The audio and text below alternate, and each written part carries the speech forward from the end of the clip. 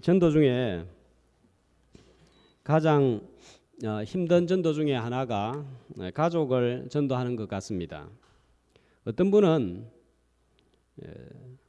정확한 통계는 아니지만 자기가 살펴보니까 가족을 전도하는데 평균 10년에서 15년 정도가 걸리더라는 거예요. 그만큼 가족 전도가 어렵다는 것입니다. 이 가족 전도가 힘든 이유는 누구보다도 내 가까이서 내가 하는 말, 내가 하는 행동을 다 알고 보고 있기 때문입니다. 웬만하게 감동을 주고 본이 되지 않고서는 전도하기가 어렵습니다. 삶이 따라주지 않으면 전도하기가 힘든 사람들이 바로 내 옆에 있는 가족들입니다. 길거리에서 아니면 한두 번 마주치는 사람한테 교회 갑시다, 예수 믿으세요, 우리 교회 오세요, 이거 쉬운 거예요. 크게 책임을 지지 않아도 됩니다. 빈말로 습관적으로 할 때가 많습니다. 그러나 가족을 전도한다는 것은 그냥 말 한마디로 전도할 수 없습니다.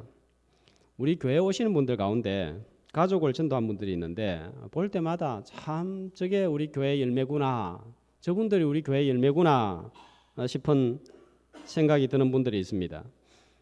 본동 1구에게 정춘자 집사님이 있습니다. 이분 언니가 사직동 교회 집사님이라서 저하고 알고 연관이 되어서 우리 교회로 한 8년 전에 나오셨습니다. 몇 년 뒤에 딸을 데리고 나왔는데 그 딸이 지금 유치부에서 교사로 열심히 봉사하고 있는 김진경 집사입니다. 세례받고 집사 직분도 받고 지금 열심히 잘 섬기고 있습니다. 나올 때에 또 두 아이 민주와 여울이도 데리고 나왔습니다. 집사님 한 분으로 시작해서 현재 우리 교회에서 3대가 믿고 있습니다. 그리고 최근에 김진경 집사가 박미현 씨를 전도했는데 이 박미현 씨가 아들 둘, 초등부에 태수, 유치부에 태호를 데리고 나온 거예요. 한 사람으로 시작했는데 6명이 전도가 되었습니다. 또 최근에는 이 남명희 성도님 오늘 참석을 하셨는지 모르겠는데 남명희 성도님이 이 손주 데리고 나왔습니다. 유치부에 태희라고 또릿또릿한 아이 있잖아요. 그 다음에 좀 있다가 초등부에 다니는 손주 용우를 데리고 나왔습니다. 그러다가 두세 달 전에 남편 연승희 씨를 데리고 나온 거예요. 또 최근에 한 달 전쯤에 중고등부에 용구를 데리고 나왔습니다. 손주. 자, 그래서 한 사람으로 시작했는데 4명이 나왔습니다. 또 길거리에서 우리가 전도한 인국희 씨 한 달 뒤에 남편 데리고 나왔고 아들 민준이도 데리고 나왔습니다. 몇 주 전에는 맹영자 집사님이 남편 강종숙 씨를 데리고 나오셨어요. 제가 깜짝 놀랐어요. 제가 늘 기도하고 있었기 때문에 이름을 안 봐도 기억을 해서 오셨냐고 하니까 한 번 데리고 나왔습니다. 모든 전도가 다 귀합니다. 그런데 가족 전도는 힘들지만 한 명 전도하면 고구마 줄기처럼 이어져서 여러 명을 집단적으로 열매를 맺을 수 있다는 점에서 참 이 가족 전도는 어렵지만 중요합니다. 가족 전도는 힘든 것만큼 열매도 잘 맺어지는 것을 볼 수 있습니다. 자, 가족 구원이 전도가 어렵지만 꼭 내 남편, 내 아내, 내 자녀 전도해서 온 가족이 구원의 반열에 서게 되기를 주의 이름으로 축복합니다. 성경도 가만 보면 가족 구원에 대해서 굉장히 강조하고 있고 많은 내용이 나오고 있습니다. 가족을 다 구원한 최초의 인물 누구예요? 누구예요? 노아잖아요. 노아, 아들, 며느리, 아내 다 구원시켰습니다. 라합도 가족을 구원했습니다. 누가복음 19장에 보면 사개오도 그 가정에 구원이 임하는 것을 볼 수 있습니다. 자, 그리고 사도행전 16장에 보면 고넬료 가정 말할 것도 없습니다. 사도행전 16장에 보면 누가 나와요? 루디아가 나옵니다. 그죠? 예, 간수도 나옵니다. 자, 루디아가 믿고 그 자녀들 전도했습니다. 그래서 제가 승지순례 다녀와서 천정에 그려진 그림 보여주면서 새 아들이 세례장 받는 장면 보여주었습니다. 그리고 빌립보의 사도들이 떠났을 때에 그 후임으로 목회자 감독이 된 사람이 루디아의 첫 번째 아들 안드로니키라고 제가 말씀을 드렸습니다. 그리고 간수도 그 온 집을 구원했습니다. 주 예수를 믿어라. 그리하면 너와 내 집이 구원을 얻으리라 했는데 바울의 전한 말대로 가족 구원이 이루어졌습니다. 자, 이런 귀한 가족 구원이 빌립보 교회뿐만 아니라 골로새 교회에도 일어나는 것을 볼 수 있습니다. 바울은 골로새에 전도하지 않았습니다. 자, 누가 골로새 교회를 개척을 했다 그랬죠? 너무 완벽하게 잊어버렸어요. 자, 바울은 골로새 교회에 골로새지에 전도를 안 했어요. 자, 지도 한번 보여주실래요? 자, 지도를 보면 자, 에베소 보입니까?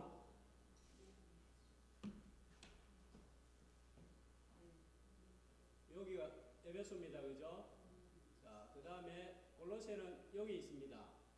라오디게아는 요 위에 있습니다, 그죠? 자, 에베소에서 한 160km 동쪽으로 가면 골로새가 있고 그 위쪽으로 한 16km 정도 가면 라오디게아가 있습니다. 바울이 사도행전 19장 10절에 보면 열심히 복음을 전한 도시가 있습니다. 사도행전 19장 10절 한번 보여주세요.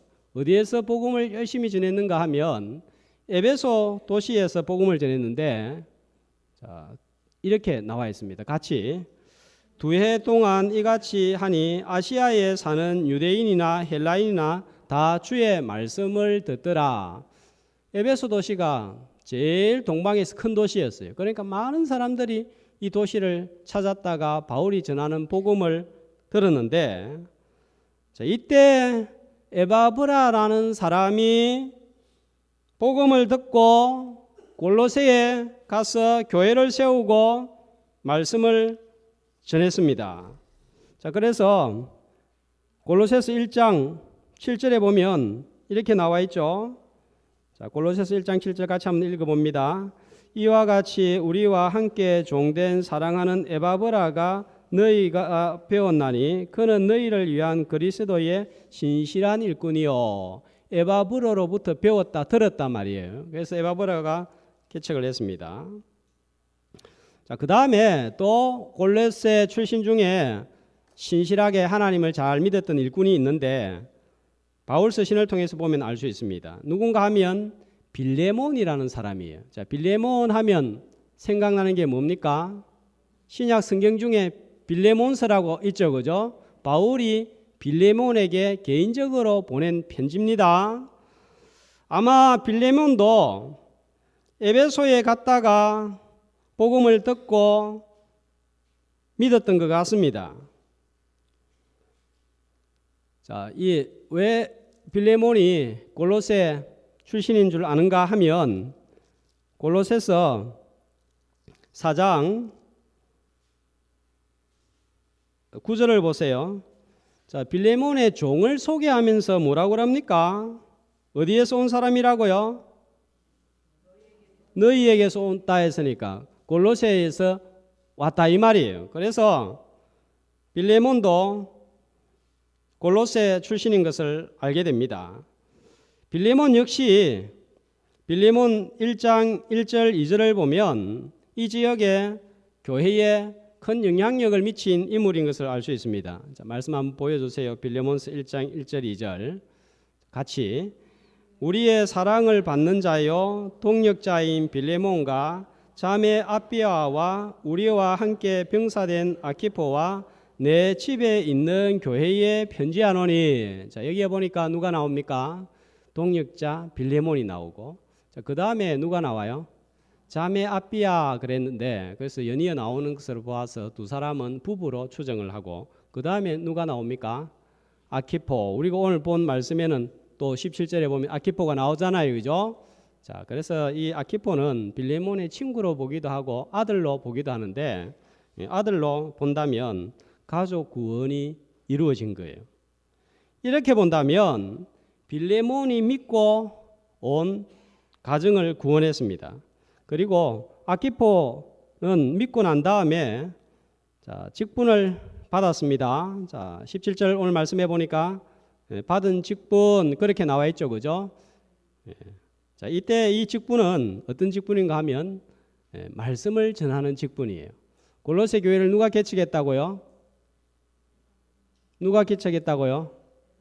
에바브라가 개척을 했는데, 나중에 에바브라가 떠나고 난 다음에 그 후임으로 골로새 교회를 목회했던 감독이 아키포입니다. 그러니까 이 받은 직분은 말씀을 전하는 직분이에요. 가장이 믿고 아내 자녀를 전도했는데 자녀가 후에 사역자가 되었습니다. 오늘로 말하면 목회자가 된 거예요. 참 귀한 일이에요. 우리 교회도 부모가 믿고 이 자녀들이 지금 주일학교 열심히 나오고 있잖아요, 그죠? 자, 이 아이들 중에, 자녀들 중에 아키포처럼 또 말씀을 전하는 직분을 받는 그런 자녀들이 생겨나도록 또 우리는 기도하고 기대하고 있습니다. 자, 오늘 17절 말씀은 이렇게 받은 직분에 대해서 말씀하고 있습니다. 자, 뭐라고 합니까? 받은 직분을 이루라. 자, 그래서 오늘 말씀의 제목이 뭐냐면 직분을 이루라 하는 제목입니다. 자, 직분은 중요합니다. 직분은 나의 자리, 포지션이 되기 때문이고 하나님께서는 직분을 통해서 일하시기 때문입니다. 내가 말씀 한번 전해보고 싶다 싶은 마음에 강렬하게 일어나가지고 주일날 오전에 오후에 내가 말씀 한번 전해봐야지 해가지고 여기에서 말씀 전할 수 있습니까? 없습니까? 있습니까? 없습니까? 기도하는데 너무 감동이 와가지고 내가 하나님의 말씀을 한번 전해봐야 되겠다 할 수 있습니까? 없습니까? 왜 없어요? 직분을 받지 못해서 그렇습니다. 어떤 직분을 받은 사람이 이 자리에 설 수 있습니까? 말씀 맡은 자, 교육자들이 전할 수 있는 거예요. 아무나 교회의 중대한 일을 결정하지 못합니다. 장로라는 직분을 받지 못했기 때문입니다. 당회원이 아니기 때문에 결정하지 못합니다. 자, 그런데 이 직분을 좀 더 확대하면 장로 목회자만 해당되는 것이 아니라 모든 직분을 말합니다. 집사, 권사, 구역장, 교사, 부장, 관리집사, 찬양 인도자, 사모 전부 다 직분이에요. 더군다나 이런 직분은 그냥 받은 게 아니에요. 자, 어디서 어떻게 받은 직분이라고요? 오늘 말씀해 보니까 주 안에서 받은 직분이에요. 주님으로부터 받은 직분입니다. 직분이 있기 때문에 하나님 나라의 일을 감당하고 섬기고 봉사할 수 있습니다. 예수님도 그냥 일한 게 아니에요. 직분을 가지고 일을 한 거예요. 예수님이 받은 직분은 어떤 직분이었습니까? 어떤 직분이었죠? 왕의 직분, 또 제사장 직분, 선지자 직분 가지고 일한 거예요. 자, 오늘 나는 어떤 직분을 받았습니까? 그것이 주님으로부터 받은 직분인 줄 알고 소중히 여기는 성도들이 되시기를 축복합니다. 그런데 받은 직분보다 더 중요한 것은 이 직분을 잘 감당하는 거예요. 직분을 받았는데 잘 감당하지 못하면 교회의 시험이 되고 성도들의 시험거리가 됩니다. 직분을 받았는데 잘못 감당한다고 그냥 내려앉혀버릴 수가 없는 거예요. 잘 감당하면 주님께 영광이 되지만 잘못 감당하면 주님과 교회의 욕이 됩니다. 자, 오늘 말씀해 보니까 직분을 어떻게 하라고 그랬습니까? 직분을 어떻게 하라고 그랬죠?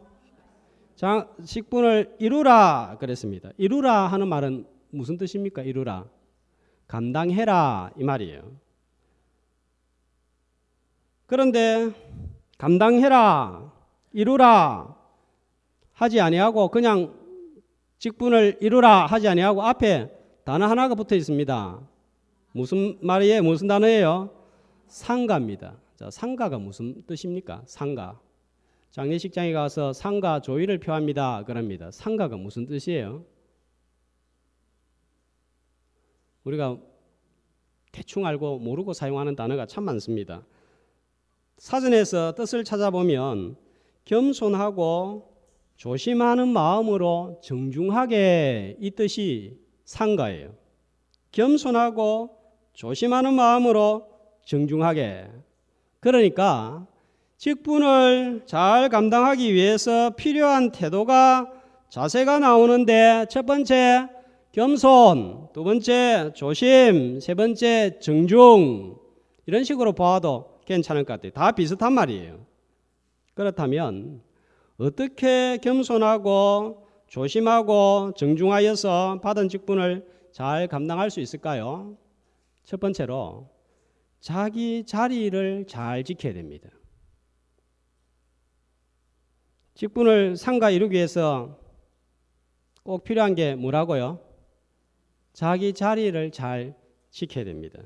세상 직분에도 구분이 있습니다. 대통령의 일이 있고 장관의 일이 있는데 장관이 대통령의 일을 하면 월권이 됩니다. 나라가 혼란에 빠집니다.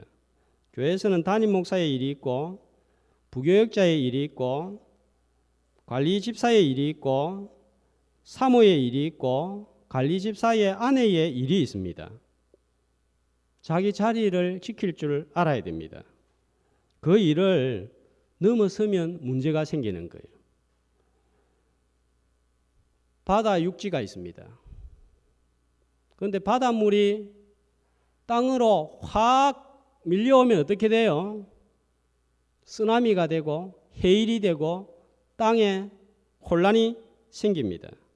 하나님께서 신기하게 눈에 보이지 않는 선을 탁 두셔가지고 경계선을 두셔가지고 바닷물이 땅으로 넘쳐오지 못하도록 딱 막아두신 거예요. 그런데 한 번씩 넘쳐오면 이게 엉망이 되는 거예요. 마귀가 하는 일이 뭡니까? 자기 자리를 지키지 아니하고 떠나는 거예요. 자기 자리를 넘어서 하나님의 자리를 넘보다가 천사가 마귀가 되었습니다. 자리를 지키지 못하는 것은 마귀를 닮아서 그런 거예요. 요즘 새벽에 열왕기상을 보는데 참 이 한 말씀 한 말씀이 귀하고 은혜가 됩니다. 하나님은 왕위를 누구에게 물려주려고 계획을 세웠습니까? 솔로몬에게 물려주려고 계획을 세웠고 그게 하나님의 뜻이었습니다. 그런데 그 중간에 누가 나타나요? 아도니아가 순서대로 하면 왕이 솔로몬은 저 10번째 아들이에요. 자기는 4번째예요. 위에 2사람 죽고 한 사람 어찌 된지 모르겠고 자기 차례예요. 그래서 자기가 왕이 되려고 했습니다. 반란이에요. 나라를 혼란에 빠뜨리는 행위였습니다. 결국은 죽고 말았습니다. 장로의 일이 있고 권사의 일이 있고 집사의 일이 있고 부장의 일이 있고 교사의 일이 있습니다. 목사에게는 주어진 고유한 권한이 여러 가지가 있는데 그 중에 제일 몇 가지 중요한 거 들면 첫 번째로 뭔 일이 목사에게서 제일 중요한 일이겠어요? 목사만 할 수 있는 일이겠어요? 그렇죠. 말씀을 전하는 일입니다. 그 다음에 성례를 집행하는 일입니다. 세 번째로 성도들을 신방하는 일입니다. 네 번째로 성도들을 말씀으로 또 양육하는 일입니다. 장로의 일은 제일 중요한 일은 여러 가지가 있지만 교회를 다스리는 거예요. 권사가 하는 중요한 일은 무엇입니까? 여러 가지가 있지만 그 가운데서도 신방을 하는 거예요. 그런데 헌법에는 이렇게 나와 있습니다. 마음대로 신방하지 못합니다. 헌법에 이렇게 나와 있습니다.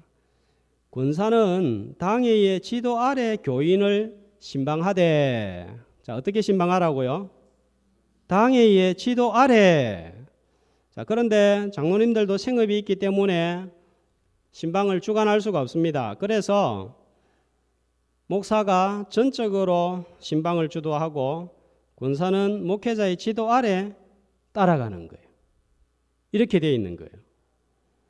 자기 일이 있습니다. 목사가 자꾸 헌금에 관해서 이렇게 써라 하고 저렇게 써라 하고 이러면 어떻게 되겠어요? 아이, 뭔 돈을 이렇게 지출을 했습니까? 여기에다가 이렇게 많이 썼습니까? 어떻게 되겠습니까? 당장 시끄러워지는 거예요. 당장 난리가 납니다. 여러분들이 저보고 뭐라고 그러겠어요? 뭐라고 그러겠어요? 목사님 말씀 전할 시간도 없는데 준비할 시간도 없는데 저것까지 신경 쓴다고 그러는 거예요. 왜냐하면 제 일이 아닌 걸 하는 거예요. 자, 그건 누가 합니까? 재정부가 있고 안수 집사님들이 있고 장로님들이 있는 거예요. 반대로 장로님들이 나서가지고 목사님 말씀을 이렇게 전하세요, 저렇게 전하세요, 이 강사 부르세요, 저 강사 부르세요. 왜 이 강사 부릅니까? 왜 저 강사 부릅니까? 그러면 역시 시끄러워집니다. 말씀은 강단은 목사에게 주어진 권한이기 때문에 그렇습니다. 아니면 신방을 이렇게 하세요, 저렇게 하세요 하면 또 소리가 나는 거예요. 왜 그렇습니까? 목사의 고유 권한이기 때문입니다. 그래서 부교육자나 권사가 교인을 신방할 일이 있으면 목사에게, 담임 목사에게 신방을 해도 되겠느냐고 물어봐야 되고, 급하게 신방을 했으면 목사님 이 가정에 이런 일이 있어서 신방을 했습니다. 미처 연락을 못 드렸습니다. 이렇게 돼야 되는 거예요. 그런데 이게 아니고 마음대로 신방하고 보고도 하지 않으면 의심을 받습니다. 자기 자리를 떠난 거예요. 자, 일을 하다 보면 이런 걸 우리가 모르고 그냥 하고 넘어갈 때가 있습니다. 자, 직분을 받았으면 주어진 자기 자리를 지킬 줄 알아야 잘 감당하는 거예요. 축구할 때 골키퍼는 어디에 있어야 됩니까?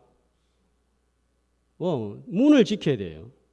공격수가 골 넣고 관중들이 박수치고 환호성을 지르니까 자기도 골 넣으려고 저 남의 문 앞에 가서 공격수가 되려고 하면 웃기는 일이 발생합니다. 공격수가 수비를 하는 것도 안 됩니다. 이기려고 하면 자기 자리가 어디인 줄 알아야 돼요. 자기 포지션을 지켜야 되는 거예요. 아래 위를 구분할 줄 알아야 되고, 할 말 못할 말 구분을 할 줄 알아야 되고, 앉을 자리 설 자리, 가야 할 자리와 가지 말아야 할 자리를 구분을 할 줄 알아야 되고, 말을 해야 될 때인지 입을 닫아야 될 때인지 알아야 됩니다. 자, 이게 참 상식적인 일인 것 같은데, 이 상식적인 것을 제대로 판단하지 못해서 때로는 교회가 혼란스럽고 소리가 납니다. 판단력이 필요합니다. 분별력이 필요합니다. 그래서 바울이 빌립보 교회에, 에베소 교회에 편지하면서 제일 첫 번째 기도했던 제목이 뭡니까? 하나님의 뜻을 아는 것으로 선한 분별력을 깨우쳐 달라고 그런 기도를 하고 있는 것을 봅니다. 저는 자주 하는 기도가 이 기도예요. 하나님, 저에게 지혜를 주시고 사건이 일어났을 때에 판단력을 주시고 또 품을 수 있는 넓은 마음을 주옵소서. 아마 제일 많이 하는 기도 제목 중에 아닌가 생각합니다. 왜냐하면 제가 이 교회에서 일을 하다 보니까 너무너무 힘들어요. 어떤 게 힘드냐 하면은 이때 이 말을 해야 될지 말아야 될지, 아니면 언제 이 말을 하는 게 좋을지, 그리고 이 말을 반드시 해야만 되는가 하지 말아야 되는가. 여러분 이게 생각보다 힘들더라고요. 때를 잘 못 맞추면 또 말을 해야 될 때 안 하고 넘어가거나 말을 안 하고 있어야 될 때 말을 하게 되면 이게 좀 복잡하게 되는 일이 발생해요. 그래서 이거 보니까 어려워요. 그래서 늘 지혜가 모자라고 분별력이 떨어질 때가 생기고 속이 좁아서 저는 하나님 솔로몬에게 지혜와 총명을 심히 많이 주시고 넓은 마음을 주시되 바닷가에 모래알같이 주시고 한 그 열왕기상 4장의 말씀을 가지고 자주 기도하는 거예요. 직분을 이루기 위해서, 잘 감당하기 위해서 필요한 것은 자기 자리를 지키는 것입니다. 자기 자리를 잘 지켜서 주 안에서 받은 직분 잘 감당할 수 있기를 주의 이름으로 축복합니다. 자, 두 번째 필요한 것이 은혜와 자원하는 심정으로 감당해야 됩니다. 처음에는 이번에 우리 임직 직분자들을 선출을 했는데 처음에는 직분을 받으면 어때요? 아, 내 같은 사람이 잘 감당할 수 있겠나? 아, 부담된다. 그렇습니다. 그러나 오랫동안 교회 일을 감당하다 보면 습관적이 되고 기계적이 되고 형식적이 되고 의무적으로 합니다. 습관, 형식, 의무감 필요합니다. 그러나 이것만 가지고 하는 교회 봉사 재미없습니다. 활력이 없습니다. 세상 일과 별 다를 바 없습니다. 좀 잘한다 싶으면 교만해지고 판단하고 내 의가 드러나는 거예요. 저는 이 사람 저 사람 보다가 제일 싫어하는 것, 어떤 때는 구역질이 나는 게 있습니다. 그 사람이 좀 못할 수도 있습니다. 그런데 정말 제 속에서 참을 수 없는 거는 교만한 태도나 교만한 자세나 교만한 어떤 마음을 볼 때에 그거는 정말 제가 참기가 힘들어요. 왜 이렇게 내가 이 교만한 모습을 참기 힘들까? 저 혼자 곰곰이 생각해 봤는데 그건 제가 교만해서 그런 것 같아요. 원래 자기 안에 안 좋은 거 다른 사람 거 보면 막 싫어하잖아요. 그죠? 아, 내가 이만큼 교만하구나 하는 생각이 들었어요. 그래서 가끔 제가 직원 회의할 때 하는 말이 있습니다. 예배 잘 드리라 하는 말입니다.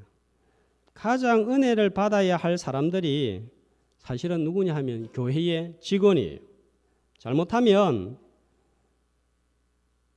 가장 교회에서 가까이 있고 일을 많이 하면서 은혜의 자리에서는 멀리 있는 자가 될 가능성이 있는 사람들입니다. 타성해졌기 쉽습니다. 그래서 제가 예배 시간에 졸지 말고 바른 자세로 들으라 하는 이야기를 한 번씩 합니다. 왜냐하면 교회 일을 오랫동안 하다 보면 가장 강팍할 수 있고 다른 사람들을 쉽게 판단할 수 있는 자리가 이 자리인 것 같아요. 저 자신도 마찬가지입니다. 중직자들 예배를 잘 드려야 되고 기도하는 일이 좋아야 됩니다. 봉사할 때 주님이 좋아서 말씀이 좋아서 기도가 좋아서 섬길 때에 기쁨이 있고 감사가 있습니다. 그런데 우리 마음이 강팍하잖아요. 이런 거 다 떨어져 버리고 부득불 해야 될 때 있습니다. 그런데 한 어쩌다가 부득불 해야지 10번 하면 8번, 9번이 부득불이면 이거 참 힘든 거예요.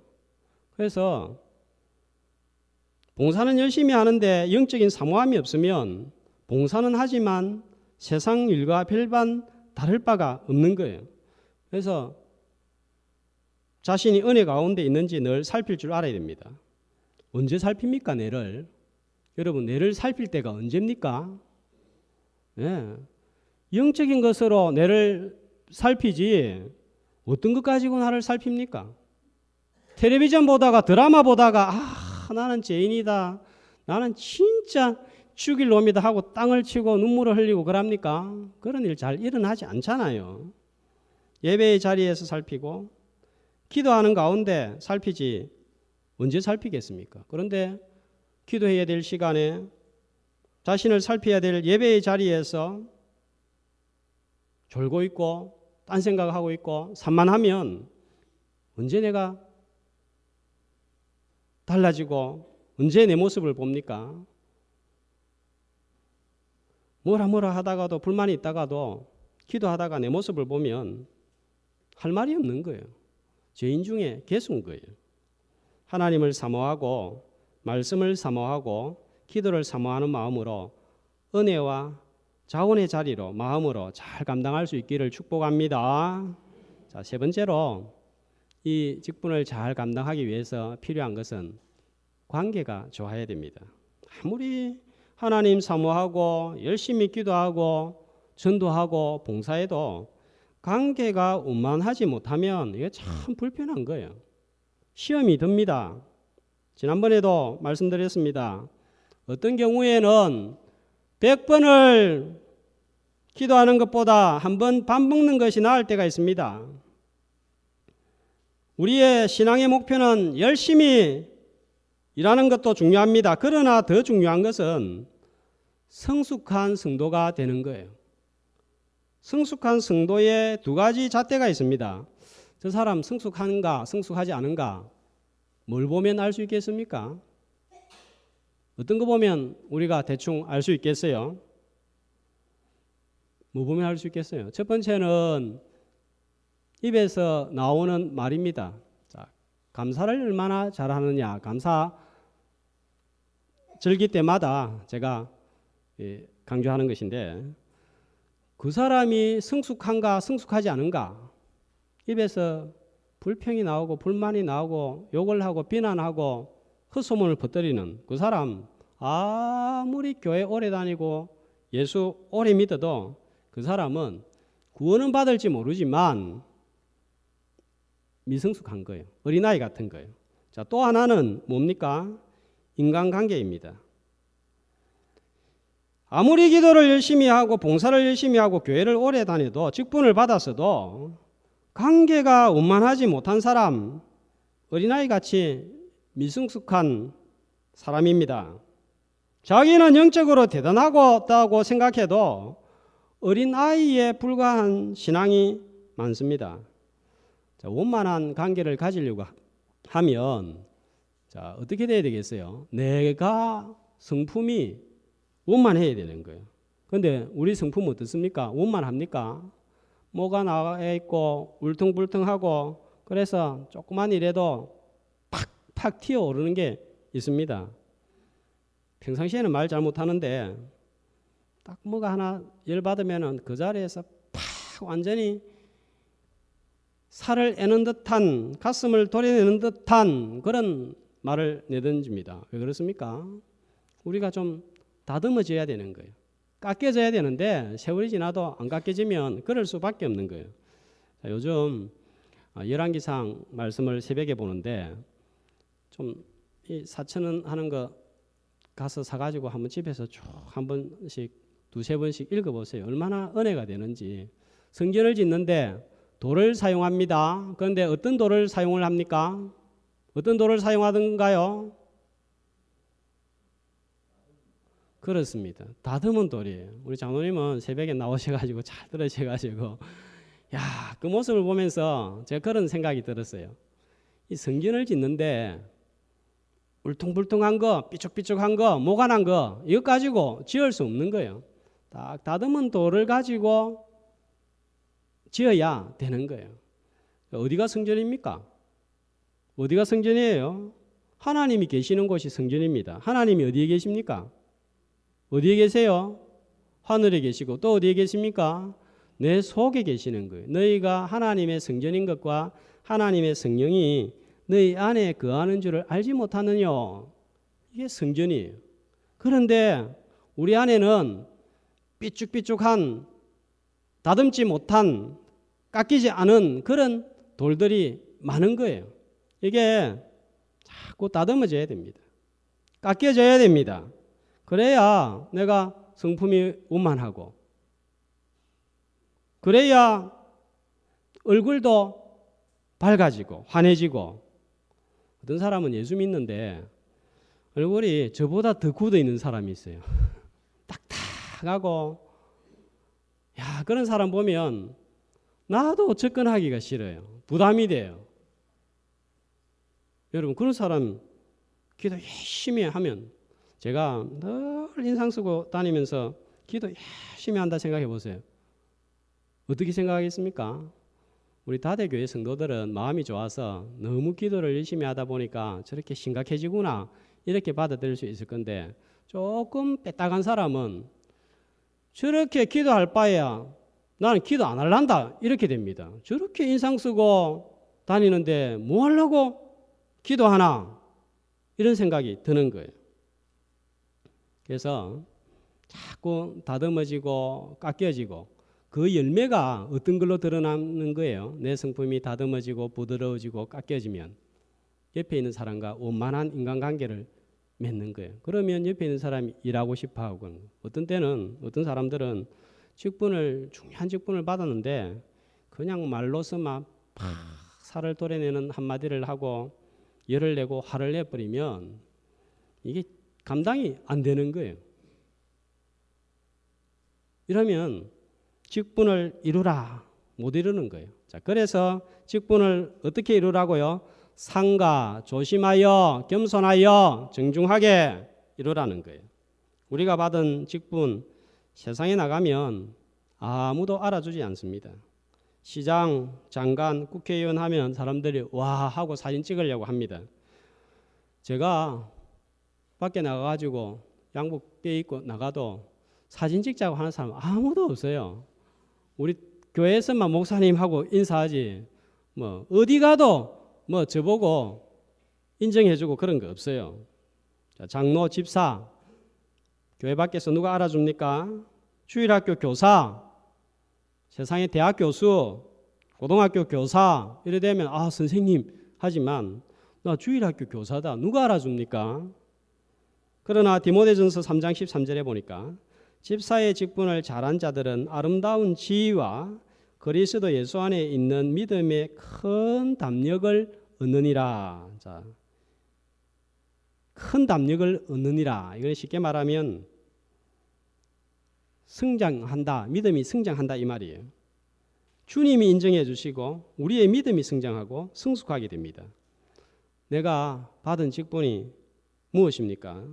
자기 자리를 지키고 은혜와 자원하는 심령으로 좋은 관계를 유지해서 상과 겸손하고 조심하고 정중하게 감당하여서 아름다운 지위를 얻고 믿음이 놀랍게 성장하는 모든 직분자들이 되시기를 주의 이름으로 축복합니다.